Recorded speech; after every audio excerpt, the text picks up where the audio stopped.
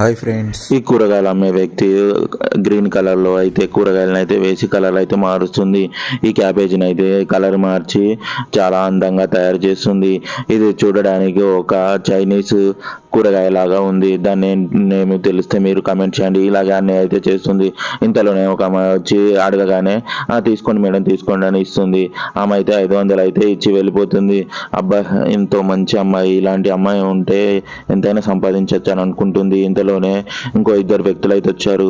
ఇవి ఎంతకమ్మా అని అంటే 100 రూపాయల కేజీ అంటుంది. ఇవేందమ్మా కలర్ ఉన్నాయని అంటే ఏం లేదు సార్, మనం కూరగాయల బండిలో తెస్తాం కదా, ఆ కూరగాయల బండిలో నుంచి తెచ్చేటప్పుడు ఆ పైనుంచి గ్రీన్ కలర్ అయితే పడి అందులో అట్లా అంటే నీ చేతికి ఎందుకు అలా అయింది అని అంటే నేనే కదండి ఆ లోడ్ దించుకునేది, అందుకే నా చేతికి అంటిందంటే మరి దీనికి ఎందుకు ఇలా అంటుకుంది అని అంటే ఇంతలోనే వీడియో నచ్చితే లైక్ చేయండి. మీరు కూరగాయల్లో ఏది ఎక్కువగా తింటారో అది కమెంట్ చేయండి. వాళ్ళిద్దరు పోలీసులు ఆమెను పట్టుకోవడానికి అయితే వచ్చారు. వాళ్ళ